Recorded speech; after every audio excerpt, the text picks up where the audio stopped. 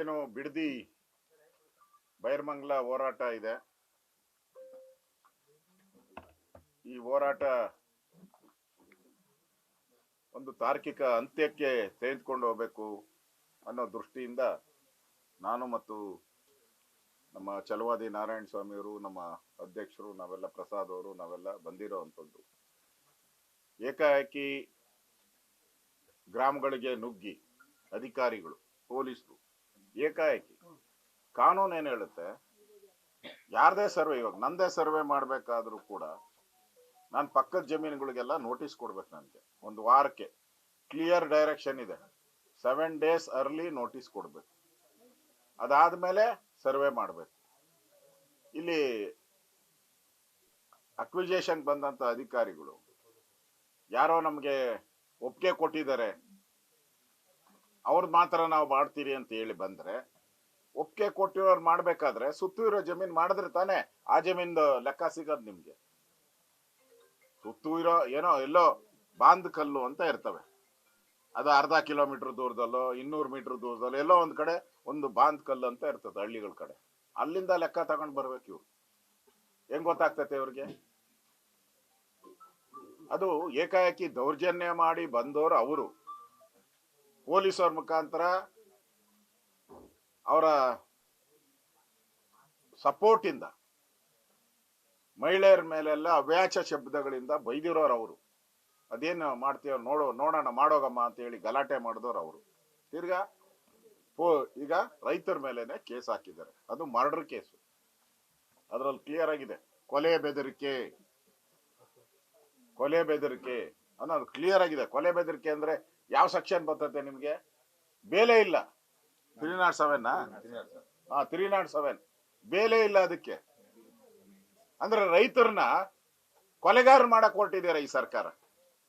ರೈತರನ್ನ ಕೊಲೆಗಾರರು. 307 ಏನಾಗಿದೆ ಇಲ್ಲಿ? ಕೊಲೆ ಆಗಿದೆಯಾ? ಏನಾಗಿದೆ?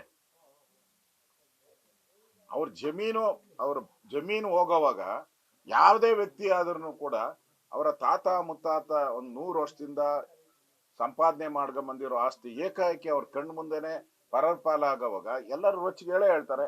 ನೀನಾದ್ರೂ ಇದು ಹೇಳ್ತೀರಾ, ನಾವೇ ಅದು ಬಿಟ್ಕೊಟ್ಬಿಡ್ತೀರಾ? ನಿಮ್ಮ ಮನೆಗಳೆಲ್ಲ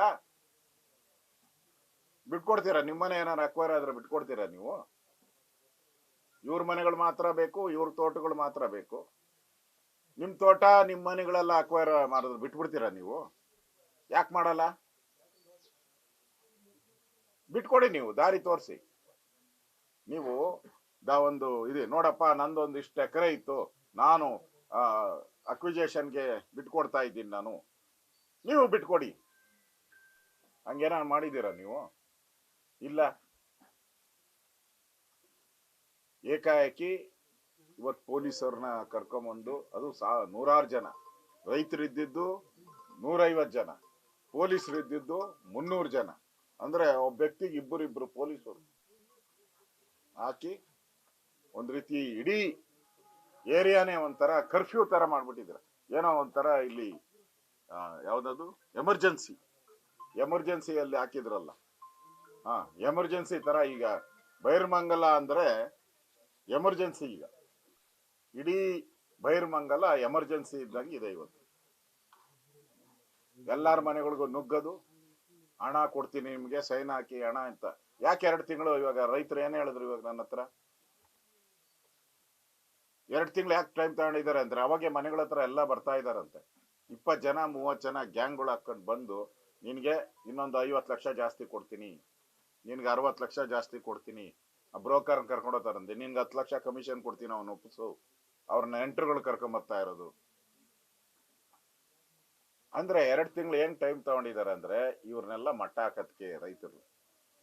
ನೀವೇ ನೋಡಿದ್ರೆ, ಇಲ್ಲಿ ನಾನು ಬಂದಿದ್ದೀನಿ, ಕೂತಿದ್ದೀನಿ, 40 ಎಕರೆ ಜಮೀನು. ಅವ್ರ ಅಣ್ಣ ತಮ್ಮಂದಿರು, 3 ಜನ ಅಣ್ಣ ತಮ್ಮಂದಿರು, ಒಂದ್ ಅಂಗ್ಲ ಜಾಗ ಬಿಟ್ಟಿಲ್ಲ. ಏನೇನು ಮರಗಳಿದೆಯೋ ಕರ್ನಾಟಕದಲ್ಲಿ ಅಷ್ಟು ಮರ ಇಲ್ಲಿದೆ. ನಿಂಬೆಯಿಂದ ಹಿಡಿದು ಚಕೋತಾಯಿಂದ ಹಿಡಿದು ಯಾವ ತೆಂಗಿನ ಮರ, ಏನ್ ಮರ, ಎಲ್ಲ ಮರನೂ ಹಾಕಿದ್ದಾರೆ ಇಲ್ಲಿ. ಯಾಲಕ್ಕಿ ಎಲ್ಲ ಮರನೂ ಹಾಕಿದ್ದಾರೆ. ಅವ್ರಿಗೆ ಇದರಲ್ಲೇ ಜೀವನ ನಡೀತಾ ಇದೆ. DK ಶಿವಕುಮಾರ್ ಹೇಳಿದ್ರಲ್ಲ, ಏನೋ ಕುಮಾರಸ್ವಾಮಿ ಅವ್ರು ರೆಡ್ ಝೋನ್ ಮಾಡ್ಬಿಟ್ಟು ಮಾರ್ಗಣಕ್ಕೆ ಆಗ್ತಾ ಇಲ್ಲ ಅಂತ. ಮಾರಕ್ಕಲ್ಲ ಅವ್ರು ಕೇಳ್ತಾ ಇರೋದು, ಬದುಕರ್ ಕೇಳ್ತಾ ಇದಾರೆ, ಉಳುಮೆ ಮಾಡಕ್ ಕೇಳ್ತಾ ಇದಾರೆ. ಅದಕ್ಕೆ ನಾವು ಇವತ್ತು ಯಾರು ಈ ಕೇಸ್ ಹಾಕಿದಾರಲ್ಲ ಅವ್ರ ಮನೆಯವ್ರಿಗೆ ಬಂದಿರೋದು, ಗಂಡ ಹೆಂಡತಿ ಇಬ್ಬರ ಮೇಲೂ ಕೇಸ್ ಹಾಕಿದ್ದಾರೆ. ಅವ್ರಿಗೆ ಬೆಂಬಲ ಸೂಚಿಸಿದಿರಿ, ಅವ್ರ ಜೊತೆ ನಾವಿರ್ತೀರಿ. ಎಲ್ಲಾ ಇದರಲ್ಲಿ ಕಾನೂನು ರೀತಿಯಾಗಿರ್ಬೋದು, ಪೊಲೀಸರ ದೌರ್ಜನ್ಯ ಏನೇ ಆದ್ರೂ ಪೊಲೀಸವ್ರೇನ ಬಂದು ಎಚ್ಚರಿಕೆ ಕೊಡ್ತಾ ಇದ್ದೀನಿ ಪೊಲೀಸವ್ರಿಗೆ.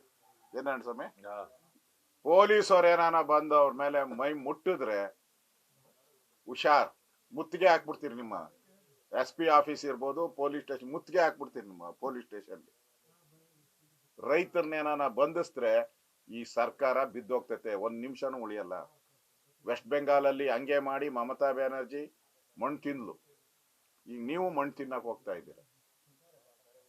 DK ಶಿವಕುಮಾರ್ ಏನು ಬರೀ ಮಾತೆತ್ತಿದ್ರೆ ನಿಮ್ಮ ಆಸ್ತಿ, ಕುಮಾರಸ್ವಾಮಿ ಆಸ್ತಿ ಎಷ್ಟು, ಕುಮಾರಸ್ವಾಮಿ ಹೆಂಡತಿ ಆಸ್ತಿ ಎಷ್ಟು, ಕುಮಾರಸ್ವಾಮಿ ಜಮೀನು ಎಷ್ಟಿದೆ, ಯಾಕೆ ರೀ? ಇಲ್ಲಿ ಬಂದಿರೋ ಪ್ರಶ್ನೆ ಕುಮಾರಸ್ವಾಮಿ ಜಮೀನ್ ಬಗ್ಗೆ ಅಲ್ಲ ನಾವು ಕೇಳಕ್ ಬಂದಿರೋದು, DK ಶಿವಕುಮಾರ್ ಜಮೀನ್ ಬಗ್ಗೆ ಅಲ್ಲ. ಈಗ ಬೈರ್ಮಂಗಲದ ರೈತರ, ಬಿಡದಿ ರೈತರ ಜಮೀನ್ ಉಳಿಬೇಕು ಅಂತ ಪ್ರಶ್ನೆ ಇಲ್ಲಿರೋದು. ಅದ್ರ ಬಗ್ಗೆ ಮಾತಾಡಿ. ಕುಮಾರಸ್ವಾಮಿ ಅವರ ಜಮೀನ್ ಬಗ್ಗೆ ಎಲ್ಲ ನಾವು ಕೇಳಕ್ ಬಂದಿರೋದು. ಇಲ್ಲಿ ರೈತರು ಧರಣಿ ಮಾಡ್ತಾ ಇರೋದು ನಮ್ ಜಮೀನು ನಮ್ಮ ಹಕ್ಕು ಅಂತ ಕೇಳ್ತಾ ಇದ್ದಾರೆ. ಇಲ್ಲಿ ರಾಜಕೀಯ ಮಾಡ್ತಾ ಇದ್ದಾರೆ, ಕಾಂಗ್ರೆಸ್ ಅವರು ರಾಜಕೀಯ ಮಾಡ್ತಾ ಇದ್ದಾರೆ. ಅನ್ನೆಸೆಸರಿ ಆಗಿ ಡೈವರ್ಟ್ ಮಾಡ್ತಾರೆ. ಪೀಕ್ ಹೋದಾಗ ರೈತರ ಹೋರಾಟ ಪೀಕ್ ಹೋದ ತಕ್ಷಣ ಇಂಡಿವಿಜುವಲ್ಗೆ ಹೋಗ್ಬಿಡ್ತಾರೆ. ಕುಮಾರಸ್ವಾಮಿ ಆಸ್ತಿ ಎಷ್ಟು, ಕುಮಾರಸ್ವಾಮಿ ಜಮೀನ್ ಎಲ್ಲಿದೆ ಅಂತೇಳಿ ಡೈವರ್ಟ್ ಮಾಡಕ್ಕೆ, ರಾಜಕಾರಣ ಮಾಡಕ್ಕೆ. ರೈತರ ವಿಚಾರದಲ್ಲಿ ರಾಜಕಾರಣ ಮಾಡಿ ನೀವು ಕಾಂಗ್ರೆಸ್ ಅವರು ಮಣ್ಣು ಮುಕ್ಕುವಂತ ಸ್ಥಿತಿ ಬರ್ತದೆ. ಅದಕ್ಕೋಸ್ಕರ ಎಚ್ಚರಿಕೆಯನ್ನ ಕೊಡ್ತಾ ಇದ್ದೀರಿ. ಯಾವ ರೈತರ ಮೇಲೆ ಕೇಸ್ ಹಾಕಿದ್ರ ಅದನ್ನ ಹಿಂಪಡಿಬೇಕು. ಅವ್ರನ್ನೇನಾದ್ರೂ ಮುಟ್ಟಿದ್ರೆ ನಿಮ್ಮ ಆಫೀಸ್ಗಳನ್ನೆಲ್ಲ ಮುತ್ತಿಗೆ ಹಾಕ್ತೀರಿ. ಆಚೆನೆ ಬಿಡಲ್ಲ, ನಿಮ್ಮನ್ನ ಆಚೆ ಬಿಡಲ್ಲ. ನಾವು ಪೊಲೀಸ್ ಸ್ಟೇಷನ್ ಇಂದ ನಿಮ್ಮನ್ನು ಆಚೆ ಬಿಡಲ್ಲ. ಎಚ್ಚರಿಕೆಯನ್ನ ಕೊಡಕ್ಕೆ ನಾವು ಬಂದಿದ್ದೀರಿ. ಇನ್ನು ಯಾರ್ಯಾರು ರೈತರು ಇದಾರೋ ಅವ್ರಿಗೆ ಧೈರ್ಯ ತುಂಬಿ ನಾವು ನಿಮ್ ಜೊತೆ ಇದ್ದೀರಿ, ಭಯ ಬೀಳ್ಬೇಡಿ. ರೈತ ಹೋರಾಟಕ್ಕೆ ನಮ್ ಬೆಂಬಲ ಇದೆ. ನಾಳೆ ನಾವು ಸುಮಾರು ಎಲ್ಲ MLAಗಳು, MP ಗಳು, ಮಾಜಿ MLAಗಳು, ಸುಮಾರು 3-4 ಸಾವಿರ ಜನ ಕಾರ್ಯಕರ್ತರು ಎಲ್ಲರೂ ಕೂಡ ವಿಧಾನಸೌಧ ಹತ್ರ ಫ್ರೀಡಂ ಪಾರ್ಕ್ ಅಲ್ಲಿ ನಾವು ಧರಣಿಯನ್ನ ಮಾಡ್ತೀವಿ. ನಾಳೆ 11 ಗಂಟೆಗೆ, ನಾಳೆ 11 ಗಂಟೆಯಿಂದ 5 ಗಂಟೆವರೆಗೆ ಈ ಬಿಡದಿ ರೈತರ ಹೋರಾಟಕ್ಕೆ ಬೆಂಬಲ ಕೊಡಬೇಕು ಅಂತೇಳಿ ನಾವು ಇಡೀ ರಾಜ್ಯದ ನಮ್ಮ MLAಗಳ MP ಗಳಿಗೆಲ್ಲ ಬರಕ್ಕೆ ಹೇಳಿದ್ದೀವಿ. ನಾವು ಹೋರಾಟವನ್ನ ಕೊಟ್ಟಿದ್ದೀರಿ. ನಾನು ಕೂಡ ಇದು 4ನೇ ಬಾರಿ ಬಂದಿದ್ದು, ಯಾರು ಬಂದಿಲ್ಲ, 4 ಬಾರಿ ಬಂದಿದ್ದೀನಿ ಅವ್ರ ಬೆಂಬಲ ಕೊಡೋಕೆ. 4 ಅಲ್ಲ, ಇನ್ನು 40 ಬಾರಿ ಬೇಕಾದ್ರೂ ಬರ್ತೀನಿ. ವಿಧಾನಸಭೆ ಒಳಗಡೆ ಇದರ ವಿಚಾರವನ್ನ ನಾನು ವಿರೋಧ ಪಕ್ಷದ ನಾಯಕನಾಗಿ ನಾನೇ ಪ್ರಸ್ತಾವ ಮಾಡೋದು, ನಾನೇ ಮಾಡ್ತೀನಿ. ವಿಧಾನ ಪರಿಷತ್ತಲ್ಲಿ ನಾರಾಯಣ ಸ್ವಾಮಿ ಅವರು, ವಿಧಾನಸಭೆಯಲ್ಲಿ ನಾವು, ಯಾಕಂದ್ರೆ ಪ್ರತಿಪಕ್ಷ ನಾಯಕನಿರೋದ್ರಿಂದ ನಾವೇ ಪ್ರಸ್ತಾವ ಮಾಡಬೇಕು. ಇವರಿಗೆ ಭರವಸೆ ಕೊಡ್ತಾ ಇದ್ದೀನಿ. ಫಸ್ಟ್ ಇವತ್ತು ಬಿಡದಿ ಬೈರ್ಮಂಗಲ ಕೇಸೆ ಫಸ್ಟ್ ನಾವು ವಿಧಾನಸಭೆಯಲ್ಲಿ ಚರ್ಚೆಗೆ ತೆಗೆದುಕೊಳ್ತೀರಿ. DK ಶಿವಕುಮಾರ್ ನೆನ್ನೆ ಪ್ರೆಸ್ ಮೀಟ್ ಮಾಡಿ ಅದನ್ನ KVT ಹಾಕೊಂಡಿದ್ದಾರೆ ಅಷ್ಟೇ. ಏನೋ ವಿಧಾನಸಭೆಯಲ್ಲಿ ಚರ್ಚೆ ಮಾಡಬಾರ್ದು, ಈಗಾಗಲೇ ಒಂದು ಸಮಿತಿ ನೇಮಕ ಮಾಡ್ಬಿಟ್ಟಿದ್ರಿ, ಇನ್ನೇನಪ್ಪ ನಿಮ್ಗೆ ಸಮಿತಿ ಆಗಿದ್ದೀನಿ ವರದಿ ಕೊಡ್ತದೆ ಅಂತ. ಬೋಗಸ್ ಸಮಿತಿ ಇದುವರೆಗೂ ಮಾಡಿರೋದು. ಈಗ HK ಪಾಟೀಲ್ ನೇತೃತ್ವದಲ್ಲಿ ಒಂದು ಸಮಿತಿ ಮಾಡಿದ್ರು, ಈ ಬಿಡದಿ ಟೌನ್ಶಿಪ್ ಮಾಡ್ಬೇಕೋ ಬೇಡೋ ಅಂತ. HK ಪಾಟೀಲ್ ವರದಿ ಕೊಟ್ಟವ್ರು, ಮಾಡಬಾರ್ದು ಅಂತ ವರದಿ ಕೊಟ್ಟವ್ರು HK ಪಾಟೀಲ್. ರೈತರನ್ನ ಒಕ್ಕಲೆಬ್ಬಿಸಬೇಡಿ, ರೈತರನ್ನ ಅನ್ಯಾಯ ಮಾಡಬೇಡಿ. ಯಾರೋ ಕಾಂಗ್ರೆಸ್ಸಿನ ನಾಯಕರು ವರದಿ ಮಂಡಿಸಿ, HK ಪಾಟೀಲ್ ವರದಿ ಮಂಡಿಸಿ.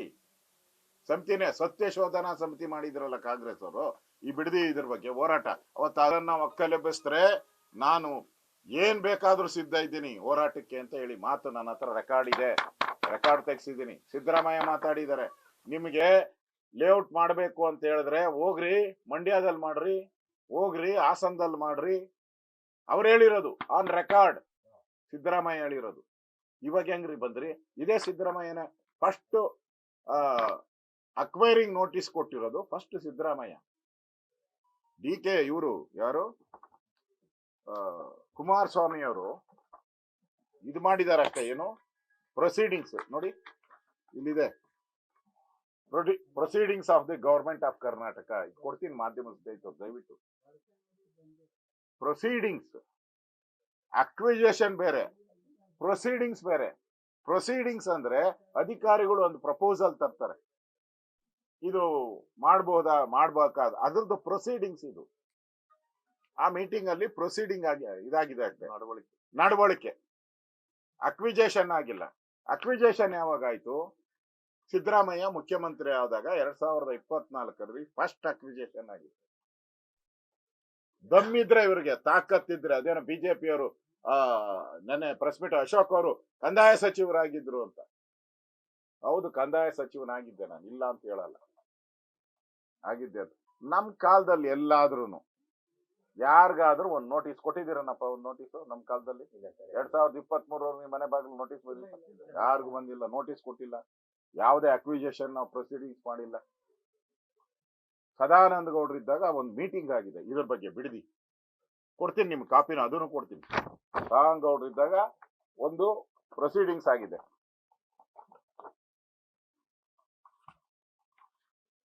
ಈ ಯೋಜನೆನ ಜಾರಿಗೆ ಮಾಡ್ಬೇಕಾದ್ರೆ ಭೂ ಕಾಯ್ದೆ ಸ್ವಾಧೀನದ ಭೂ ಸ್ವಾಧೀನ ಕಾಯ್ದೆ ಕೇಂದ್ರ ಸರ್ಕಾರ ಅವತ್ತು ಪರಿವರ್ತನೆ ಮಾಡುತ್ತೆ. ಮೊದಲೆಲ್ಲ ಇದ್ದಲ್ಲ ಕಾಯ್ದೆ, ಅದು ಏನು ಗೈಡೆನ್ಸ್ ವ್ಯಾಲ್ಯೂ ಇದೆ ಕೊಡ್ಬೇಕು ಅಂತ. ಕೇಂದ್ರ ಸರ್ಕಾರ ಏನ್ ಮಾಡ್ತದೆ, ಡಬಲ್ ಕೊಡ್ಬೇಕು, ಹಳ್ಳಿಗಳ ಕಡೆ ತ್ರಿಬಲ್ ಕೊಡ್ಬೇಕು ಅಂತ ಒಂದು ಕಾಯ್ದೆ ತರ್ತಾರೆ. ಆ ಕಾಯ್ದೆ ಬಂದಿರೋದ್ರಿಂದ ನಾವು ಬಿಡದಿ ಟೌನ್ಶಿಪ್ ಮಾಡೋ ಅಂತದಕ್ಕೆ ಈಗ ಆಗಲ್ಲ.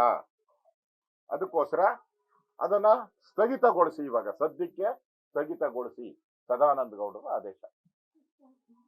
ಕೇಂದ್ರ ಸರ್ಕಾರದ ಭೂ ಸ್ವಾಧೀನ ಕಾಯ್ದೆ ಹೊಸದಾಗಿ ಬಂದಿರೋದ್ರಿಂದ ನಾವು ಹಳೆ ಕಾಯ್ದೆ ಪ್ರಕಾರ ಮಾಡಕ್ಕಾಗಲ್ಲ, ಹೊಸ ಕಾಯ್ದೆ ಬಂದಿದೆ, ಅದಕ್ಕೋಸ್ಕರ ಸ್ಥಗಿತ ಅಂತ ಮಾಡಿದ್ದಾರೆ.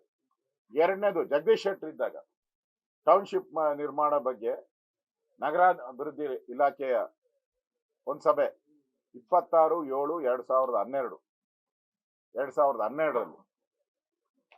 ಅವಾಗ ಸದಾನಂದಗೌಡ್ರ ಮುಂದೆ ಈ ಪ್ರಸ್ತಾವನ ತಂದಿದ್ದಾರೆ ಅಧಿಕಾರಿಗಳು. ಅವಾಗ ಅದಕ್ಕೆ ಒಂದು ಸಲಹಾ ಸಮಿತಿ ಮಾಡಿದ್ದಾರೆ ಸದಾನಂದ ಗೌಡ್ರು. ಬಿಜೆಪಿ ಕಾಲದಲ್ಲಿ ಏನಾಗಿದೆಯಪ್ಪ? ಯಾವ ಅಕ್ವಿಜೇಷನ್ಗೆ ನಾವು ಆದೇಶ ಮಾಡಿದಿರಿ ತೋರ್ಸಿ. ಕುಮಾರಸ್ವಾಮಿ ಆದವರು ಪ್ರೊಸೀಡಿಂಗ್ಸ್ ಮಾಡಿದ್ದಾರೆ, ನಾವು ಪ್ರೊಸೀಡಿಂಗು ಮಾಡಿಲ್ಲ. ಬಿಜೆಪಿ ಕಾಲದಲ್ಲಿ ಪ್ರೊಸೀಡಿಂಗು ಮಾಡಿಲ್ಲ ನಾವು. ಅದಾದ್ಮೇಲೆ ಯಡಿಯೂರಪ್ಪನವರು ಮುಖ್ಯಮಂತ್ರಿ ಇದ್ದಾಗ ರೈತರೆಲ್ಲ ಬಂದು ಕೇಳಿದಾಗ ನಾವು ಈ ತಂಟೆಗೆ ಬರಲ್ಲ ಅಂತ ಹೇಳಿದ್ದೀವಿ, ಲೇಔಟ್ ತಂಟೆಗೆ ಬರಲ್ಲ, ನಾವು ಮಾಡೋದೇ ಇಲ್ಲ ಅಂತ. ಹಂಗೆ ನಡ್ಕೊಂಡಿದ್ದೀರಿ. ಯಡಿಯೂರಪ್ಪ ಆದ್ಮೇಲೆ ಬೊಮ್ಮಾಯಿ ಬಂದ್ರು, ನಾವು 4 ವರ್ಷಗಳ ಕಾಲ ಆಡಳಿತ ಮಾಡಿದ್ವಿ. ಎಲ್ಲಾದ್ರೂ 4 ವರ್ಷದಲ್ಲಿ ಒಂದಿನ ಬಸವರಾಜ ಬೊಮ್ಮಾಯಿಯವರು ಏನಾನ ಮಾಡಿದಾರ? ಇದಕ್ಕೆ ಏನು ಮಾಡಿಲ್ಲ. ಈ ಲೇಔಟ್ ಬಗ್ಗೆ ಮಾತಾಡಿದಾರ? ಏನು ಮಾಡಿಲ್ಲ. ನಾವು 4 ವರ್ಷ ಮಾಡಿಲ್ಲಲ್ಲ. ನೀವು ಬಾಯಿ ಮುಚ್ಕೊಂಡು ಹಾಗೆ ಇರ್ಬೋದಾಯ್ತಲ್ಲ. ನೀವು ಈಗ 5 ವರ್ಷ ಇದ್ರಲ್ಲ, ಬಾಯಿ ಮುಚ್ಕೊಂಡು ಇರ್ಬೋದಲ್ಲ. ಬಂದ ತಕ್ಷಣ ಅಕ್ವಿಜೇಷನ್ ಕೊಟ್ಟವರು ಸಿದ್ದರಾಮಯ್ಯ. ಅಕ್ವಿಜೇಷನ್ ಕೊಟ್ಟವರು 24ರಲ್ಲಿ ಸಿದ್ದರಾಮಯ್ಯ, ನೋಟಿಫಿಕೇಶನ್ ಮಾಡಿದವರು ಸಿದ್ದರಾಮಯ್ಯ, ಟೆಂಡರ್ ಕರೆಯೋರು ಡಿ ಕೆ ಶಿವಕುಮಾರ್. ಅಂದ್ರೆ ನೋಟಿಫಿಕೇಶನ್ ನಿಮ್ ಕಾಲದಲ್ಲೇ, ಅಕ್ವಿಜೇಷನ್ ನಿಮ್ ಕಾಲದಲ್ಲೇ, ಸರ್ವೇನು ನಿಮ್ ಕಾಲದಲ್ಲೇ, ಟೆಂಡರ್ ಇನ್ನೇನ್ ರೆಡಿ ಆಗ್ತಾ ಇದೆ. ಯಾರು ಆಂಧ್ರದವನ್ ಕೊಟ್ಟಿದ್ದಾರೆ, ಒಬ್ಬ ಆಂಧ್ರ ಕಾಂಟ್ರಾಕ್ಟರ್, ಅವನ್ಗೆ ಈಗಾಗಲೇ ಟೆಂಡರ್ ಮಾತುಕತೆ ಎಲ್ಲ ನಡೆದಿದೆ. ಟೆಂಡರ್ ಕರೆದ ತಕ್ಷಣ ಅವನಿಗೆ ಆಗೋದು. ಇವತ್ತು ಹೇಳಿದೀನಿ, ಕೇಳಿಸ್ಕೊಳ್ಳಿ. ಕೊಡಕ್ಕೆ ರೆಡಿ ಮಾಡ್ಕೊಂಡಿದ್ದೀರಾ. ಬಿಜೆಪಿ ಪಾತ್ರ ಏನು ಇದರಲ್ಲಿ? 0 ಪಾತ್ರ ಇದು. ನಮ್ಮ ಹೆಸರ ಕೇಳ್ತೀರಾ? ಅಶೋಕನು ಪಾತ್ರಧಾರಿ ಅಂತಿರಲ್ಲ, ನನ್ನ ಪಾತ್ರ ಏನಿದೆ ಇದ್ರಲ್ಲಿ ಹೇಳಿ. ಕಮಾನ್ ಹೇಳಿ, ನನ್ನ ಪಾತ್ರ ಏನಾನ ಸೈನ್ ಹಾಕಿದ್ದೀರಾ? ಅಪ್ರೂವಲ್ ಕೊಟ್ಟಿದ್ದೀನ ನಾನಲ್ಲ, ನಮ್ಮ ಯಾರು ಮುಖ್ಯಮಂತ್ರಿ ಆಗಿದ್ರು ಅವರು ಅಪ್ರೂವಲ್ ಕೊಟ್ಟಿಲ್ಲ. ಎಲ್ಲೂ ಇಲ್ಲ ಸಲ್ಲದ ಆಪಾದನೆಗಳನ್ನ ಬಿಜೆಪಿ ಮೇಲೆ ಮಾಡೋದನ್ನ ಬಿಟ್ಬಿಡಿ. ಇದು ರೈತರ ಅಳಿವು ಉಳಿವಿನ ಪ್ರಶ್ನೆ. ಇಷ್ಟು ಹಸರಾದಂತ ಏರಿಯಾವನ್ನ ನೀವು ಇಡೀ ಕರ್ನಾಟಕದಲ್ಲಿ ಎಲ್ಲೂ ನೋಡಕ್ ಸಾಧ್ಯ ಇಲ್ಲ, ಬೈರ್ವಂಗಲ್ ಇದು ವಿಚಾರದಲ್ಲಿ. ಅದರಿಂದ ಕೂಡಲೇ ಈ ನಿರ್ಧಾರ ವಾಪಸ್ ಪಡಿಬೇಕು. ಇಲ್ಲ ಅಂದ್ರೆ ಅಧಿವೇಶನ ನಾವು ನಡೆಯಕ್ಕೆ ಬಿಡಲ್ಲ. ಇದು ರೈತರ ಪ್ರಶ್ನೆ. ಇದು ಬಿಡದಿ ಒಂದಕ್ಕೆ ಅಲ್ಲ, ಇಡೀ ಕರ್ನಾಟಕದ ರೈತರ ಪ್ರಶ್ನೆ. ಅದನ್ನ ನಾವು ಇಡೀ ಕರ್ನಾಟಕದ ರೈತರ ವಿಚಾರ ಅಂತ ನಾವು ಇದನ್ನ ತಗೊಂತಾ ಇದ್ದೀರಿ ನಾವು. ಇದಲ್ದಿರ ಆನೆಕಲ್ಲಲ್ಲೂ ಮಾಡ್ತಾ ಇದ್ದಾರೆ. ಆನೆಕಲ್ಲಲ್ಲಿ KDB ಅವ್ರು ಮಾಡ್ತಾರೆ. ಕೋರ್ಟ್ ಆದೇಶ ಮಾಡಿದೆ, ವಜಾ ಮಾಡಾಕಿದ್ದಾರೆ. ನೀವು ಮಾಡಿರೋ ಪ್ರೊಸೀಡಿಂಗ್ಸೇ ಸರಿ ಇಲ್ಲ ಅಂತೇಳಿ ವಜಾ ಮಾಡ್ಬಿಟ್ಟಿದ್ದಾರೆ. ಮತ್ತೆ ಹೊಸದಾಗಿ ಅಕ್ವಿಜೇಷನ್ ಮಾಡ್ತಾ ಇದ್ದಾರೆ ಆನೆಕಲ್ಲಲ್ಲಿ. ಈಗ ನನಗೆ ಗೊತ್ತಿರೋ ಪ್ರಕಾರ ಬೆಂಗಳೂರು ಸುತ್ತಮುತ್ತ ಸುಮಾರು 20,000 ಎಕರೆ ಜಮೀನನ್ನ ಐಡೆಂಟಿಫೈ ಮಾಡಿ ಅದನ್ನ ಅಕ್ವಿಜೇಷನ್ ಮಾಡಕ್ಕೆ ಹೊರಟಿದ್ದಾರೆ. ಲೆಕ್ಕ ಹಾಕೊಳ್ಳಿ, 20,000 ಎಕರೆ ಎಷ್ಟು ದುಡ್ಡು ಬರ್ತೈತೆ. ಯಾಕೆ ಅಂದ್ರೆ ಚುನಾವಣೆ ಬರ್ತಾ ಇದೆ, ಉತ್ತರ ಪ್ರದೇಶ ಚುನಾವಣೆ ಬರ್ತಾ ಇದೆ ಅಲ್ಲನಪ್ಪ, 3 ರಾಜ್ಯಗಳು ಚುನಾವಣೆ, ಗೋವಾ, ಪಂಜಾಬ್ ಏನೋ ಬರೋದು, 3 ರಾಜ್ಯಗಳು ಚುನಾವಣೆ. ಅದಕ್ಕೆ DK ಶಿವಕುಮಾರ್ ಇದು ತಂದಿದ್ದಾರೆ. ಅದೇನೋ ಯುದ್ಧಕ್ಕೆ ಹೋಗ್ಬೇಕಾದ್ರೆ ವೀಳ್ಯ ಕೊಡ್ತಾರಲ್ಲಪ್ಪ, ಅದು ರಣವೀಳ್ಯ, ಅದನ್ನ ತಗೊಂಡ ಮೇಲೆನೆ ಅವ್ರನ್ನ ಮುಖ್ಯಮಂತ್ರಿ ಮಾಡಿದ್ರು. ಇಲ್ಲಾಂದ್ರೆ ಸಿದ್ದರಾಮಯ್ಯನ ಇಳಿಸ್ತಾರಲ್ಲ, ಯಾಕೆ ಇಳಿಸ್ತಾ ಇದ್ರು? ಸಿದ್ದರಾಮಯ್ಯನ ಬೇಡ್ಗಂಡ್ರು ಒಂದು 15 ದಿನ, 1 ತಿಂಗಳು ಕೊಡ್ರಿ ಅಂದ್ರೂ ಸಿದ್ದರಾಮಯ್ಯನ್ಗೆ ಅವಕಾಶ ಕೊಡದೆ ಒದ್ದು ಓಡಿಸ್ತಾರಲ್ಲ. ಯಾಕೆ ಅಂದ್ರೆ ಅಲ್ಲಿ ಇವರು ಈ ವೀಳ್ಯ ತಗೊಂಬಂದಿದ್ದಾರೆ. ನಾನು ಈ 3 ರಾಜ್ಯಗಳ ಚುನಾವಣೆಯನ್ನ ನಾನು ನೋಡ್ಕಂತೀನಿ, ಅದಕ್ಕೋಸ್ಕರ ನಾನು ಬಿಡದಿ ಬೈರಮಂಗಲವನ್ನ ಸೆಲೆಕ್ಟ್ ಮಾಡಿದ್ದೀನಿ. ಬೈರಮಂಗಲದಲ್ಲಿ ಎಷ್ಟು ದುಡ್ಡು ಬರುತ್ತೋ ಅಷ್ಟು ದುಡ್ಡನ್ನು ನಾನು ಈ 3 ಎಲೆಕ್ಷನ್ಗೆ ನಾನು ಕೊಡ್ತೀನಿ ಅಂತೇಳಿ ಅಲ್ಲಿಂದ ಒಂದು ವೀಳ್ಯ ತಗೊಂಬಂದಿದ್ದಾರೆ. ಎಲೆ ಅಡಿಕೆಯಲ್ಲಿ ನಮ್ಮಲ್ಲಿ ಅಡ್ವಾನ್ಸ್ ಕೊಡ್ತಾರಲ್ಲ, ವೀಳ್ಯದೆಲೆ ಅಡ್ವಾನ್ಸ್, ಇದು ವೀಳ್ಯದೆಲೆ ಅಡ್ವಾನ್ಸ್ ತಗೊಂಡು ಬಂದಿದ್ದಾರೆ. ಅದಕ್ಕೋಸ್ಕರ ಇವರು ಪಟ್ಟಿ ಹಾಕಿ ಹಿಡ್ದಿದ್ದಾರೆ. ಇಷ್ಟೆಲ್ಲ ಹೋರಾಟ ಆದ್ರೂ ಪಟ್ಟಿ ಹಾಕಿ ಹಿಡ್ದಿದ್ದಾರೆ. ಮತ್ತೆ DK ಶಿವಕುಮಾರ್ ಒಂದು ಮಾತು ಹೇಳಿದ್ದಾರೆ, ಕೊಟ್ಟೋರ್ದು ಮಾಡ್ತೀನಿ ಅಂತ. ಕೊಟ್ಟೋರ್ದು ಮಾಡಕ್ ಆಗಲ್ರಿ. ಏನ ಲೇಔಟ್, ಈಗ ರೈತರ ಜಮೀನು ಅಡ್ಡ ಬಂದ್ರೆ ರಸ್ತೆಯಲ್ಲಿಂದ ಮಾಡ್ತೀರಾ ನೀವು? ಗೋಮಾಳ ಜಮೀನಿದೆ ಇಲ್ಲಿ, ನಮ್ಮ ಪ್ರಕಾರ 3,000 ಎಕರೆ ಇರಬೇಕು ಗೋಮಾಳ. 2,725 2006ರಲ್ಲಿ ಇದು ಪ್ರೊಸೀಡಿಂಗ್ಸ್ ಮಾಡುವಾಗಲೇ ಬಿಡದಿ ಹೋಬಳಿ ರಾಮನಗರ ತಾಲೂಕಿನಲ್ಲಿ ಪ್ರೈವೇಟ್ ಲ್ಯಾಂಡ್ 6,959, ಇದು ಗವರ್ಮೆಂಟ್ ಲ್ಯಾಂಡ್ 2,725. ಇದು ಇದೆಯಾ ಇವತ್ತು? 2,725 ಗವರ್ಮೆಂಟ್ ಲ್ಯಾಂಡ್ ಇರಬೇಕು, ಅದಿಲ್ಲ. ಇದೆಯಾ ಇವತ್ತು? 700 ಅಂತಂದ್ರೆ ಇನ್ನೆಲ್ಲ ಗುಳುಮ್ 2,000 ಎಕರೆ ಆಗ್ಲೇ ಗುಳುಮ್ ಮಾಡಿಬಿಟ್ಟಿದ್ದಾರೆ. ಗುಳುಮ್ ಮಾಡಿ ಬೇರೆ ಹೆಸರು ಮಾಡಿದ್ದಾರೆ. ಆ ದುಡ್ಡೆಲ್ಲ ಇವರಿಗೆ ಬರ್ತದೆ. ಆ ದುಡ್ಡೆಲ್ಲ ಹೊಡ್ಕೊಳಕ್ಕೆ ಈಗ ಮಾಡ್ತಾ ಇರೋದು. ಈ 2,700 ಎಕರೆ ಉಳಿಸಿ 2,000 ಎಕರೆ ಮಾಡಿದಾರಲ್ಲ, ಅದನ್ನ ದುಡ್ಡು ಹೊಡಿಯಕ್ಕೆ ಇದು ಮಾಡಿರೋದು. 6-1 ಆದ್ಮೇಲೆ ಬೇರೆ ಬೇರೆ ಹೆಸರು ಗ್ರಾಂಟ್ ಮಾಡಿದ್ದಾರೆ. ಮತ್ತೆ ಈಗ ಆ ಗೋಮಾಳನ ಹೇಗ್ ಮಾಡ್ತೀರಾ? ಸುಪ್ರೀಂ ಕೋರ್ಟ್ ಆರ್ಡರ್ ಇದೆ, ಎಷ್ಟು ದನ ಕರುಗಳು ಇರುತ್ತೋ ಅಷ್ಟು ಜಮೀನುಗಳು ಗೋಮಾಳವನ್ನ ಹಂಗೆ ಉಳಿಸ್ಬೇಕು ಅಂತ ಹೇಳಿದ್ದಾರೆ. ಈ ಗೋಮಾಳನೆಲ್ಲ ನೀವು ಸರ್ವೆ ಮಾಡಿ ನೀವು ಲೇಔಟ್ ಮಾಡಕ್ಕೆ ಸ್ಕೆಚ್ ಮಾಡ್ಬಿಟ್ಟಿದಾರಲ್ಲ, ಹಾಗೆ ಪ್ಲಾನ್ ಎಲ್ಲ ಮಾಡ್ಬಿಟ್ಟವ್ರೆ. ರೋಡು, ಲೇಔಟ್ ಎಲ್ಲ ಪ್ಲಾನ್ ಆಗಿದೆ. ಅವಾಗೆ ಹೆಂಗೆ ಗೋಮಾಳನ ನೀವು ಉಪಯೋಗ ಮಾಡ್ಕಂತೀರಾ? ಇಲ್ಲಿ ಹಸು ಕರುಗಳು ಎಷ್ಟವೆ? ಲಕ್ಷಾಂತರ ಹಸು ಕರುಗಳು. ಸರ್, ಇಲ್ಲಿ 4ನೇ ಸರ್ವೆ ನಂಬರ್ 20 ಎಕರೆ ಗೋಮಾಳ ಇದೆ. ಅದು ಹುಲ್ಲು ಬನ್ನಿ ಅಂತಾನೆ ಇರೋದು, ಹುಲ್ಲು ಬನ್ನಿ ಅಂತಾನೆ ಇರೋದು ಸರ್. ಅಂದ್ರೆ ದನ ಕರು ಮೇಯ್ತಾನೆ ಸೀಮಿತವಾಗಿದೆ. ಹೌದು, ಅದನ್ನ ಈಗ ಲೇಔಟ್ ಮಾಡ್ಬಿಟ್ಟಿದಾರಲ್ಲ. ಯಾವ ಕಾನೂನು ಅಡಿಯಲ್ಲಿ ಮಾಡ್ತೀರಾ? ಅದನ್ನ ಹೇಳ್ಬೇಕಲ್ಲ ನೀವು ಜನಕ್ಕೆ. ಈಗ ಹುಲ್ಲು ಬನ್ನಿ ಅಂತ ಇದೆ, ಅದು ಹಸು ಕರುಗಳಿಗೋಸ್ಕರ ಮೀಸಲಿಟ್ಟಿರೋದು. ಗೋಮಾಳ ಹಸು ಕರುಗಳಿಗೋಸ್ಕರ ಮೀಸಲಿಟ್ಟಿರೋದು. ಅದನ್ನ ಯಾವ ಕಾನೂನು ಅಡಿಯಲ್ಲಿ ನೀವು ತಿದ್ದುಪಡಿ ಮಾಡಿ ಮಾಡ್ತೀರಾ? ಹೇಳ್ಬೇಕಲ್ಲ ನೀವು.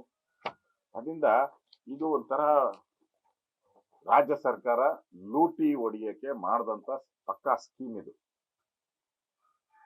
ಇದು ವ್ಯಾಪಾರ ಒಂಥರ ರಿಯಲ್ ಎಸ್ಟೇಟ್ ವ್ಯಾಪಾರ ಅಂತಾರಲ್ಲ, ಹಂಗೆ ವ್ಯಾಪಾರ ಇದು. ಇದರಲ್ಲಿ ಏನೂ ಇಲ್ಲ. ಈಗ ರೈತರು ಎಲ್ಲ ಹೇಳ್ತಾ ಇದ್ರು, ಯಾರೋ ಒಬ್ರು ಹೇಳಿದ್ರಂತೆ, ಒಬ್ಬ ನಾಯಕರು, ಕಾಂಗ್ರೆಸ್ ನಾಯಕರು, ಇಲ್ಲಿ ಎಲ್ಲ ನೀರು ಸರಿ ಇಲ್ಲ, ಇಲ್ಲಿ ಎಲ್ಲ ಏನೋ ಗಜ್ಜಿ ಬಂದ್ಬಿಡುತ್ತೆ, ಕ್ಯಾನ್ಸರ್ ಬಂದ್ಬಿಡುತ್ತೆ ಅಂತ. ಈಗ ಲೇಔಟ್ ಮಾಡಿದ್ಮೇಲೆ ಅವ್ರಿಗೇನ್ ಬರ್ತೈತೆ? ಲೇಔಟ್ ಸೈಟ್ ತಗೊಂಡವ್ರಿಗೆಲ್ಲ ಏನ್ ಬರ್ತೈತೆ? ಅವ್ರಿಗೂ ಅದೇ ತರ ಬರ್ಬೇಕು. ಅವ್ರಿಗೆ ಯಾಕೆ ಮಾಡ್ತೀರಾ? ನಿಮ್ ಪ್ರಕಾರ ಎಲ್ಲ ಭೂಮಿನೇ ಹೊರಟೋಗ್ಬಿಟ್ಟಿದೆ, ಹಾಳಾಗ್ಬಿಟ್ಟಿದೆ, ನೀರ್ ಹಾಳಾಗ್ಬಿಟ್ಟಿದೆ ಅಂದ್ಮೇಲೆ ಇಲ್ಲಿ ಬಂದವರು ಅವ್ರು ಬೋರ್ವೆಲ್ಲ ತಾನೇ ನೀರ್ ಹಾಕೋಣ. ಅವ್ರೇನ್ ಮಾಡ್ತೀರಾ?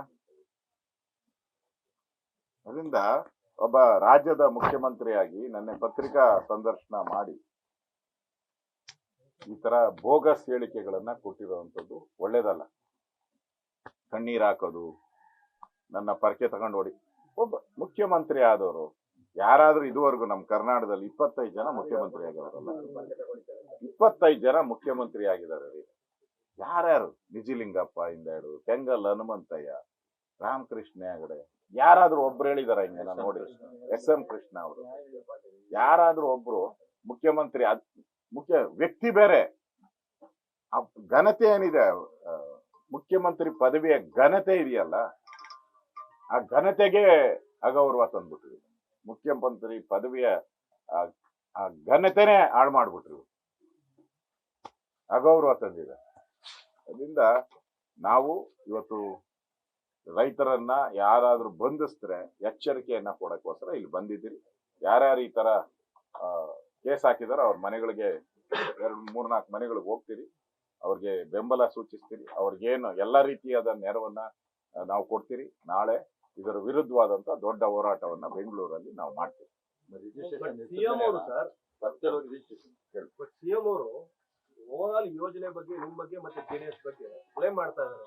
ಸರ್ಕಾರ ಅವ್ರು ಮಾಡಿದ್ರೆ ನಂದಲ್ಲ ಅನ್ನುವಂಥದ್ದೇ ಕೂಡ ತಿಳಿಸ್ತಾ ಇದ್ದಾರೆ. ಅದಕ್ಕೆ ನಾನು ಕೊಟ್ಟನಲ್ಲ, ದಾಖಲೆ ಕೊಟ್ಟಿದ್ದೀನಿ, ಪ್ರೊಸೀಡಿಂಗ್ಸೇ ಕೊಟ್ಟಿದ್ದೀನಿ. ಕುಮಾರಸ್ವಾಮಿ ಏನಾನ ಅಕ್ವಿರೇಷನ್ ನೋಟಿಸ್ ಕೊಟ್ಟಿದಾರ, ಪ್ರೊಸೀಡಿಂಗ್ಸ್ ಅಂತೆ. ಈ ತರ ಸಾವಿರಾರು ಪ್ರೊಸೀಡಿಂಗ್ಸ್ ಬರ್ತದೆ. ಸರ್ಕಾರ ಇದ್ದಾಗ ಮುಖ್ಯಮಂತ್ರಿಗಳು ಬಂದ್ರೆ ಎಲ್ಲಾ ಇಲಾಖೆದು ಬರುತ್ತೆ, ಎಲ್ಲಾ ಇಲಾಖೆದು ಪ್ರೊಸೀಡಿಂಗ್ ಮಾಡಿದ್ದಾರೆ ಅಷ್ಟೇ. ರೆಡ್ ಝೋನ್ ಮಾಡಿದ್ರು ಅನ್ನೋದು. ಮತ್ತೆ ನಾನು ನಿಮ್ಗೆ ದಾಖಲೆ ಕೊಡ್ತೀನಿ, ನನ್ನ ಹತ್ರ ಇದೆ, ದಾಖಲೆ ಇದೆ. ಕುಮಾರಸ್ವಾಮಿ ಅಸೆಂಬ್ಲಿಯಲ್ಲಿ ಹೇಳಿರೋವಂಥದ್ದು.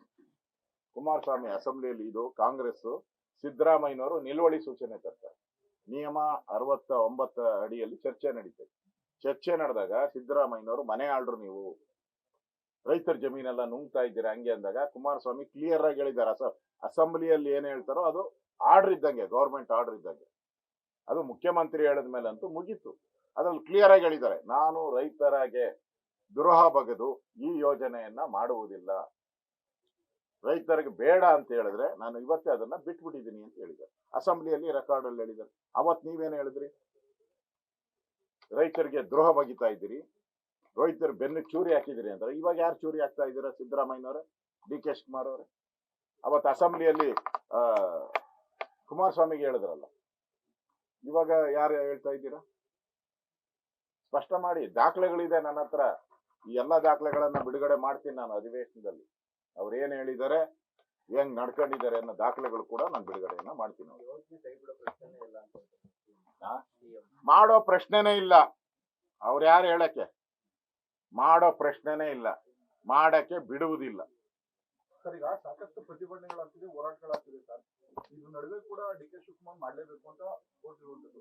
ಆದ್ರೆ ರೈತರಿಗೆ ಕಾನೂನು ಹೋರಾಟದ ಬಲ ಸಿಗ್ತಾ ಇಲ್ಲ ಅನ್ನುವಂಥದ್ದು ದೊಡ್ಡ ಗಂಭೀರವಾದ. ನಾವು ಕಾನೂನು ಪ್ರಕಾರನು ಈಗ ಅವ್ರಿಗೆ ಬೆಂಬಲವನ್ನ ಕೊಡ್ತಾ ಇದ್ದೀರಿ. ನಾವು ಕೋರ್ಟ್ಗೆ ಹೋಗಕ್ ಮುಂಚೆ, ಯಾಕಂದ್ರೆ ನಿಮಗೂ ಗೊತ್ತಿದೆ, ಅವ್ರು ಹೇಳಿದ್ದಾರೆ ಕೋರ್ಟ್ಗೆ ಹೋಗಿ ಅಂತ. ಯಾರು?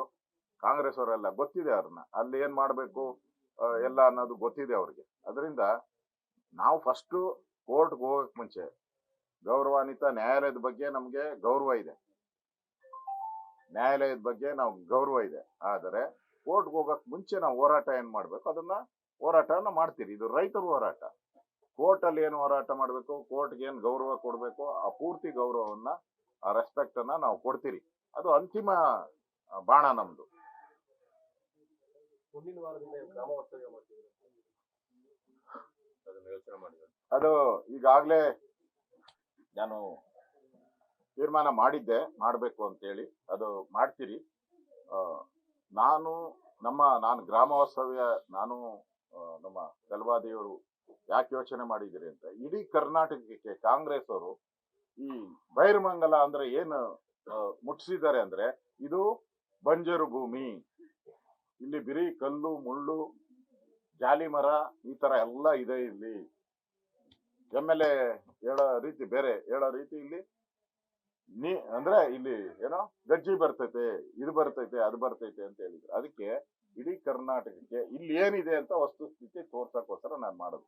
ಇಲ್ಲಿನ ಜನ ಹೆಂಗ್ ಬದುಕ್ತಾರೆ, ಹಳ್ಳಿ ಜನ ಪರಿಸರ ಹೆಂಗಿದೆ, ಬೆಳಗ್ಗೆ ಎದ್ದು ಅವ್ರು ಏನ್ ಮಾಡ್ತಾರೆ, ಹಾಲು ಕರೀತಾರೆ, ಆಮೇಲೆ ಹೊಲಕ್ಕೆ ಹೋಗ್ತಾರೆ, ಹೊಲ ಉಳ್ತಾರೆ, ಇಲ್ಲಿ ಹೆಂಗೆ ಏನ್ ಪರಿಸರ ಇದೆ ಅನ್ನೋದನ್ನ ದೃಷ್ಟಿ ಇಟ್ಕೊಂಡು ಫುಲ್ ಡೇ ಇಲ್ಲೇ ಇದ್ದು ರಾಜ್ಯದ ಜನತೆಗೆ ಮತ್ತು ಅಧಿಕಾರಿಗಳಿಗೆ ಮೆಸೇಜ್ ಹೋಗ್ಬೇಕು. ಇದು ಬಂಜರು ಭೂಮಿ ಅಲ್ಲ, ಇದು ಫಲವತ್ತಾದ ಭೂಮಿ ಅನ್ನೋದನ್ನು ಮೆಸೇಜ್ ಕೊಡೋ ದೃಷ್ಟಿಯಿಂದ ನಾನು ಗ್ರಾಮ ವಾಸ್ತವ್ಯ ಅಂತ ತೀರ್ಮಾನ ಮಾಡಿದ್ದೀನಿ. ಅದನ್ನು ನಮ್ಮೆಲ್ಲ ರೈತರ ಜೊತೆ ಚರ್ಚೆ ಮಾಡಿ ಆ ಡೇಟನ್ನು ನಾನು ಅನೌನ್ಸ್ ಮಾಡಿದ್ದೀನಿ. ಎರಡು ಮಾತು ಮಾತಾಡ್ತೇನೆ. ಮಾನ್ಯ ವಿರೋಧ ಪಕ್ಷದ ನಾಯಕರಾದ ಅಶೋಕ್ ಜಿ ಅವರು ಏನ್ ಹೇಳಿದ್ದಾರೋ ಆ ವಿಚಾರಗಳನ್ನ ಬಿಟ್ಟು ಎರಡು ವಿಚಾರಗಳನ್ನ ಹೇಳಲಿಕ್ಕೆ ಬಯಸ್ತೇನೆ. ಈ ಪ್ರಾಂತ್ಯದ ಭೂಮಿ ಬಂಜರ ಭೂಮಿ ಅಲ್ಲ, ಮರಳುಗಾಡು ಅಲ್ಲ. ಇದು ಇವತ್ತು ಹೇಳ್ಬೇಕಂದ್ರೆ ಮಲೆನಾಡಿನ ಸೃಷ್ಟಿಯಾಗಿದೆ. ನಾವು ಇಷ್ಟೆಲ್ಲ ಸುತ್ತಿ ಬರ್ತೀವಿ, ಎಲ್ಲೂ 1/4 ಎಕರೆ ಅಥವಾ ಅರ್ಧ ಎಕರೆ ಬೀಡಾಗಿ ಬಿದ್ದಿಲ್ಲ. ಎಲ್ಲವೂ ಕೂಡ ಹಸಿರಾಗಿದೆ. ಅಂದ್ರೆ ಅರ್ಥ ಏನು? ಅದರಲ್ಲೂ ಮಲ್ಟಿ ಕ್ರಾಪ್ ಬೆಳೆಗಳು ಇಲ್ಲಿ ಬೆಳೀತಾ ಇರ್ತಕ್ಕಂಥದ್ದು. ಇಂಥದ್ದಿದ್ದಾಗಲೂ ಕೂಡ ಯಾಕೆ ಹಠಕ್ಕೆ ಬಿದ್ದು ಇದನ್ನ ನೀವು ತಗೋಬೇಕು ಅಂತಿದ್ದೀರಿ? ಇದು ಒಂದು ಪ್ರಶ್ನೆ, ದುರ್ಯೋಧನ ರೀತಿ. ಎರಡನೇ ಪ್ರಶ್ನೆ ಏನು ಅಂತಂದ್ರೆ, ಕುಮಾರಸ್ವಾಮಿ ಅವರು ಅದನ್ನ ಮಾಡಿದ್ರು, ಅದನ್ನು ನಾನು ಮುಂದುವರಿಸಿದ್ದೇನೆ ಅಷ್ಟೇ ಅಂತ ಹೇಳ್ತಿರಲ್ಲ. ಕುಮಾರಸ್ವಾಮಿ ಅವರು ರೈತರ ವಿರೋಧ ಬಂದ ಮೇಲೆ ಬಿಟ್ಬಿಟ್ರಲ್ವಾ? ಮತ್ತೆ ನೀವ್ ಯಾಕೆ ಮುಂದುವರಿಸ್ಬೇಕು ಅದನ್ನ? ಅರ್ಥವೇ ಇಲ್ಲ ಅದಕ್ಕೆ. ಇವಾಗ ಕುಮಾರಸ್ವಾಮಿ ಅವರ ಹೆಸರನ್ನ ಇಲ್ಲಿ ತಗೊಳ್ತಕ್ಕಂತ ಪ್ರಶ್ನೆನೇ ಉದ್ಭವ ಆಗಲ್ಲ, ಅವಶ್ಯಕತೆ ಇಲ್ಲ. ಯಾಕಂದ್ರೆ ಅವ್ರು ಬಿಟ್ಟಾಗೋಗಿದೆ. ನೀವು ಅದನ್ನ ಯಾಕೆ ಇದು ಮಾಡಿದ್ರು? ಒಂದು ಸಮಯ ಇಲ್ಲ, ಅದನ್ನೇ ನಾವು ಕಂಟಿನ್ಯೂ ಮಾಡಿದ್ದೀವಿ, ಆ ನೋಟಿಫಿಕೇಶನ್ ಹಾಗೆ ಇತ್ತು ಅನ್ನೋದಾದ್ರೆ, ನಿಮ್ಮ ಪ್ರಕಾರ ಬಿಡದಿ ಹೋಬಳಿಯ ಇದರಲ್ಲಿ 6,959 ಎಕರೆ ಪ್ರೈವೇಟ್ ಲ್ಯಾಂಡ್ಸು ರೈತರದ್ದು, ಇನ್ನು 2,725 ಇದು ಸರ್ಕಾರಿ ಜಮೀನು. ಎಲ್ಲಿದೆ ಸರ್ಕಾರಿ ಜಮೀನೀಗ? ಆ ನೋಟಿಫಿಕೇಶನ್ ಮುಂದುವರೆದಿದ್ರೆ ಯಾರಿಗೋಯ್ತು? ಈಗ ನೀವು ಇದನ್ನೇನಾದ್ರೂ ತಗೊಂಡ್ರೆ ದುಡ್ಡನ್ನ ಯಾರಿಗೆ ಕೊಡ್ತೀರಿ? ಇದು ಎರಡನೇ ಪ್ರಶ್ನೆ. ಮೂರನೇ ಪ್ರಶ್ನೆ ಹೇಳ್ತೇನೆ, ಹಠಕ್ಕೆ ಬಿದ್ದು ಇದೆಲ್ಲ ಮಾಡಬಾರ್ದು. ಈ ಹಠ ಚಟಗಳು ಸರ್ಕಾರ ಇಟ್ಕೊಳ್ಬಾರ್ದು. ರೈತರು ಇದು ಪಿತ್ರಾರ್ಜಿತ ಆಸ್ತಿಗಳು. ಈ ಪಿತ್ರಾರ್ಜಿತ ಆಸ್ತಿಗಳಲ್ಲಿ ಅವರೇ ಓನರ್ಸೇ ಹೊರತು ಸರ್ಕಾರ ಅಲ್ಲ. ಎಲ್ಲಕ್ಕಿಂತ ಮಿಗಿಲಾಗಿ ಸ್ವತಂತ್ರ ಪೂರ್ವದಲ್ಲಿ ಬಹಳ ದರ್ಬಾರ್ಗಳು ನಡೆದಿದೆ. ಬ್ರಿಟಿಷರ ದರ್ಬಾರವು ನಡೆದಿದೆ, ಮೊಘಲರ ದರ್ಬಾರ್ಗಳು ನಡೆದಿದೆ. ಇದು ಸ್ವತಂತ್ರ ಭಾರತ. ಈ ಸ್ವತಂತ್ರ ಭಾರತದಲ್ಲಿ ದರ್ಬಾರ್ಗಳು ನಡೆಯಬಾರದು. ಸಂವಿಧಾನದ ತಳಗಡೆ ಕೆಲಸ ಮಾಡಬೇಕು, ಸಂವಿಧಾನಿಕವಾದ ವಿಚಾರಗಳು ನಡೀಬೇಕು. ಇದು ನೀತಿ ತತ್ವ ಸಿದ್ಧಾಂತಗಳ ಪ್ರಕಾರ ಮಾಡಬೇಕಾಗಿರ್ತಕ್ಕಂಥ ಕ್ರಮಗಳು. ಇಂಥವುಗಳು ಮಾಡತಕ್ಕಂಥ ಸಂದರ್ಭದಲ್ಲಿ ರೈತರ ಒಪ್ಪಿಗೆ ಇದ್ರೆ ಮಾಡಬಹುದಿತ್ತು. ಈಗ 80%ಗೂ ಹೆಚ್ಚು ರೈತರು ವಿರೋಧ ಮಾಡ್ತಿದ್ದಾರೆ. ನಾನು ಕೂಡ ಒಂದು ಸಲಹೆಯನ್ನು ಕೊಟ್ಟಿದ್ದೇವೆ, ಅದನ್ನ ಮಾನ್ಯ ವಿರೋಧ ಪಕ್ಷದ ನಾಯಕರು ನಾವೆಲ್ಲ. ಈ ಮಲೆನಾಡಿನಂತ ಪ್ರದೇಶವನ್ನ ನೀವು ಈ ಟೌನ್ಶಿಪ್ ಮಾಡೋದಕ್ಕಿಂತ ಬನ್ನಿ ಏರ್ಪೋರ್ಟ್ಗೆ ಹತ್ರ ಇರತಕ್ಕಂತ ಜಾಗ, ಆ ಚಿಕ್ಕಬಳ್ಳಾಪುರ ಅಂತ ಪ್ರಾಂತ್ಯದಲ್ಲಿ ಮಾಡ್ರಿ. ಅಲ್ಲಿ ಮಲೆನಾಡು ಅಲ್ಲ ಅದು, ಅಂತ ಕಡೆ ಮಾಡ್ರಿ, ನಿಮ್ಗೇನ್ ತೊಂದರೆ ಏನಿದೆ? ಆಮೇಲೆ ಈಗಾಗಲೇ KIDB ಸುಮಾರು ಹಾರೋಹಳ್ಳಿ ಏರಿಯಾದಲ್ಲಿ ಜಮೀನುಗಳನ್ನು ತಗೊಂಡಿದೆ. 30% ಕೂಡ ಇಂಡಸ್ಟ್ರಿಗಳು ಇನ್ನೂ ಬಂದಿಲ್ಲ. ಸುಮಾರು 20 ವರ್ಷಗಳಾಗ್ತಾ ಇದೆ ಅಲ್ಲಿ ತಗೊಂಡು. ಈಗಲೂ 70% ಲ್ಯಾಂಡ್ಸ್ ಎಲ್ಲ ಖಾಲಿ ಬಿದ್ದಿವೆ, ರಿಯಲ್ ಎಸ್ಟೇಟ್ಗಳಾಗ್ತಾ ಇವೆ. ಮಾಡಿ, ಅದರಲ್ಲೇ ಮಾಡಿ. ನೀವು ಹೇಗೂ ತಗೊಂಡ್ಬಿಟ್ಟಿದ್ದೀರಿ, ಅದು ಚುಕ್ತ ಆಗೋಗಿದೆ. ರೈತರಿಗೆ ನೀವು ಹಣ ಕೊಟ್ಬಿಟ್ಟಿದ್ದೀರಿ. ನೀವು ಯಾರನ್ನೋ ಶ್ರೀಮಂತರು ಮಾಡೋದಕ್ಕೆ ರೈತರನ್ನ ಯಾಕೆ ಬಡವರು ಮಾಡ್ತಿದ್ದೀರಿ? ಅವರ ಜೀವ ಯಾಕೆ ತಗೊಳ್ತಾ ಇದ್ದೀರಿ? ಅವರಿಗೆ ಈ ಜೀವನ ಎರಡೂ ಕೂಡ ಈ ಜಮೀನುಗಳೇ. ಆದ್ರಿಂದ ಮಾನ್ಯ ಮುಖ್ಯಮಂತ್ರಿಗಳಲ್ಲಿ ನಾನು ಆಗ್ರಹ ಪಡಿಸ್ತೇನೆ, ಈ ದರ್ಬಾರ್ ಬಿಟ್ಬಿಡಿ. ಅದಾದ್ಮೇಲೆ ನೀವು ಯಾರೋ ವಿಚಾರಕ್ಕೆ ಪ್ರಿಸ್ಟೇಜ್ ಆಗಿ ತಗೋಬೇಡಿ. Government should not take anything prestigiously. ಯಾಕೆಂತಂದ್ರೆ ಬೆನವಲೆಂಟ್ ಆಗಿರ್ಬೇಕು ಅವರು. ಸರ್ಕಾರ ಯಾವಾಗ್ಲೂ ದಯಾಮಯವಾದ ವಾತಾವರಣವನ್ನು ಸೃಷ್ಟಿ ಮಾಡಬೇಕು. ರೈತರು ಮತ್ತು ಹಿಂದುಳಿದವರಾಗಿರ್ಲಿ ಅಥವಾ ದಲಿತರಾಗಿರ್ಲಿ ಅವರೆಲ್ಲರ ಬಗ್ಗೆ ಕಾಳಜಿ ಮತ್ತು ದಯೆ ಹೊಂದಿರದವರಾಗಿರ್ಬೇಕು. ಯಾಕೆ ಅಂತಂದ್ರೆ ಈಗ ಡಿ ಕೆ ಶಿವಕುಮಾರ್ ಅವರು ಸಾಮಾನ್ಯರಲ್ಲ, ರಾಜ್ಯದ ಮುಖ್ಯಮಂತ್ರಿಗಳು, ರಾಜ್ಯದ ಪ್ರಭುಗಳವರು. ಕೆಂಪೇಗೌಡರ ಇದರಲ್ಲಿ ಬಂದಿರತಕ್ಕಂಥವ್ರು. ಇವತ್ತು ಕೆಂಪೇಗೌಡರನ್ನ ನಾವು ಯಾವ ರೀತಿ ಕೊಂಡಾಡ್ತೀವಿ ಆ ರೀತಿ ಕೊಂಡಾಡ್ಬೇಕಂದ್ರೆ ನೀವು ಹಂಗೆ ನಡ್ಕೊಳ್ಬೇಕು, ಇಲ್ಲ ಅಂತಂದ್ರೆ ಯಾರು ಕೊಂಡಾಡಲ್ಲ ನಾಳೆ. ಆದ್ರಿಂದ ಹೆಚ್ಚು ಮಾತಾಡೋದು ಬೇಡ. ಮಾನ್ಯ ಅಶೋಕ್ ಜಿ ಅವರು ಎಲ್ಲಾ ವಿಚಾರವನ್ನ ಪ್ರಸ್ತಾಪ ಮಾಡಿ ಹೇಳಿದ್ದಾರೆ. ಇದನ್ನ ಪ್ರಿಸ್ಟೇಜಿಯಸ್ ಆಗಿ ತಗೊಳ್ದೆ ಇದನ್ನ ಕೈ ಬಿಡ್ರಿ. ಟೌನ್ಶಿಪ್ಗಳನ್ನ ಬೇರೆ ಬೇರೆ ಕಡೆ ಮಾಡಬಹುದು, ಇಲ್ಲೇ ಮಾಡ್ಬೇಕಂತ ಏನಿಲ್ಲ. ದಯವಿಟ್ಟು ರೈತರಿಗೆ ಒಕ್ಕಲೆಬ್ಬಿಸ್ತಕ್ಕಂಥ ಕೆಲಸ ಮಾಡಬೇಡಿ. ಇದು ಒಂಥರ ವೆರಿ ಫರ್ಟೈಲ್ ಲ್ಯಾಂಡ್ಸ್ ಇದೆ, ಇವೆಲ್ಲ ಒಳ್ಳೆ ಬೆಳೆ ಬೆಳೀತಾರೆ. ಅದಕ್ಕೆ ಅವ್ರಿಗೆ ಅವಕಾಶ ಕೊಡಿ. ಬೇರೆ ಬೇರೆ ಕಡೆಯಲ್ಲಿ ಬೇಕಾದಷ್ಟು ಲ್ಯಾಂಡ್ಸ್ ಇದೆ, ತಗೊಂಡು ಮಾಡಿ ಅಂತಕ್ಕಂಥ ಆಗ್ರಹವನ್ನ ನಾನು ಸರ್ಕಾರಕ್ಕೆ ಮಾಡ್ಲಿಕ್ಕೆ ಬಯಸ್ತೇನೆ.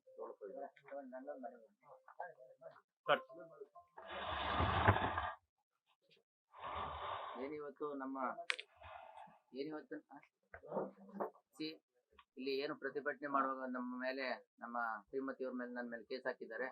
ಇದನ್ನ ಮನಗಂಡು ನಮಗೆ ಬೆಂಬಲವನ್ನು ಕೊಡಬೇಕು, ನಿಮ್ಮ ಪರ ನಿಲ್ತೀವಿ ಅಂತ ಹೇಳಿ ಏನು ಅಶೋಕ್ ಸರ್ ಮತ್ತೆ ನಾರಾಯಣ ಸರ್ ಬಂದಿದ್ದಾರೆ, ಅವರಿಗೆ ಸ್ವಾಗತಾರ್ಹ.